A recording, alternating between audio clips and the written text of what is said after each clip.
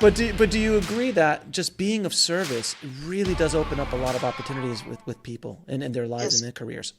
And you have to believe that things ripple out in that even when they don't come back to you directly, Hmm. they come back indirectly.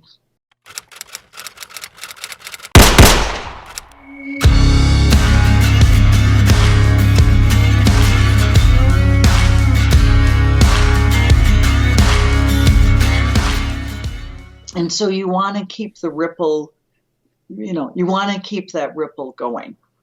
Now, you also have written many books on screenwriting, but you've also written books on spirituality. And Yeah. I know sometimes when you say that word, I know right now the second I said the word spirituality, I know at least 20-30% of the audience just said, "Wait a minute, what's going on? Whoa. Whoa, everyone, calm down." My audience is a little used to me talking about a little deeper subjects. I wanted to touch upon not only spirituality, but because obviously you have a very unique pedigree with writing and theology, and where you come from. In regards to spirituality, in regards to your own journey in life as a creative, let's stay with a creative and a screenwriting. Yes, yes. How can that concept of spirituality, whether you believe it or not, I always like I use the term universe a lot, because like the universe does this and the energies of coming in and out. What is your advice to screenwriters and filmmakers, for that matter, in regards to getting in touch with themselves? I meditate a lot, and I teach meditation, Yes, yeah. and I wanted to kind of bring that to my audience as well, and it's done so much for me. What are your feelings on this? Well, I wrote a book called Spiritual Steps on the Road to Success, and the subtitle is Gaining the Goal Without Losing Your Soul. And what interested me was the spiritual issues that go along with success.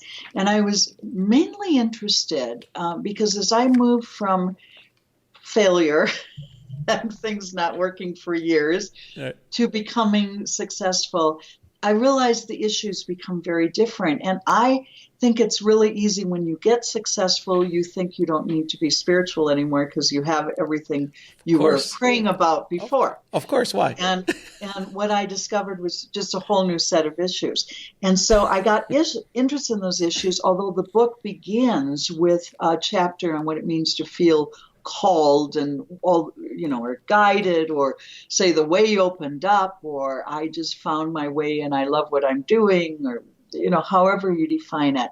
And so the first chapter is about that, but then as it moves on, it talks about some of the other issues. And I think there is a commitment. When I started out, I kind of made a commitment that I would try to do my business with spiritual principles and with spirituality. And I figured that I sort of figured I would make it. I didn't expect to do really well, but I said, I don't think I'm going to fall through the cracks. Now, there were times I did think I was going to fall through the cracks, and what I discovered instead was, things have gone far bigger and better than I had expected when I started out. But I think I was willing when I started out to say, I just want to actualize myself. I want to use my talents. I want to nurture people's creativity.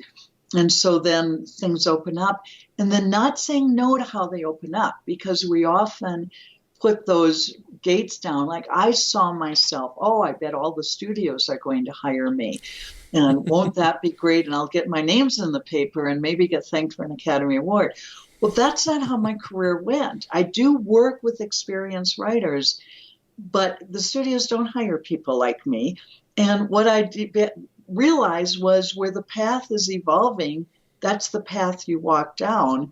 And you don't just say, I'm sorry if I have to put my nose in the air. And so there is a lot about moving down and then realizing the issues you have to deal with change. And I don't think in anything we do things alone. I think our lives are collaborative. And that means if you need a therapist, go to a therapist.